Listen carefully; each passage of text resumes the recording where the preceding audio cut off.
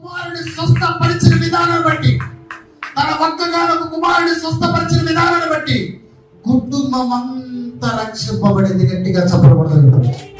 హల్లెలూయా, హల్లెలూయా. ఎంతమంది రక్షింపబడ్డారు? కుటుంబం అంతా. ఈ రోజున నిన్ను బట్టి నీ కుటుంబం రక్షింపబడిందా? ఈ రోజున నిన్ను బట్టి నీ కుటుంబం రక్షింపబడలేదంటే నీ పాత్రలు ఏదైతే హల్లెలూయా. నిన్ను బట్టి నీ కుటుంబం రక్షింపబడాలని దేవుడు ఆశిస్తూ ఉన్నాడు. నిన్ను బట్టి నీ కుటుంబం రక్షింపబడాలని దేవుడు ఆశిస్తూ ఉన్నాడు. నిన్ను బట్టి నీ గ్రామం రక్షింపబడాలని దేవుడు ఆశిస్తూ ఉన్నాడు. నిన్ను బట్టి నీ రాష్ట్రం రక్షింపబడాలని దేవుడు ఆశిస్తూ ఉన్నాడు. నిన్ను బట్టి దేశం రక్షింపబడాలని నా దేవుడు ఆశిస్తున్నాడు. గట్టిగా చెప్పడం దేవుడు. హల్లెలూయా, హల్లెలూయా. ఈ రోజున నువ్వు రక్షింపబడ్డావు.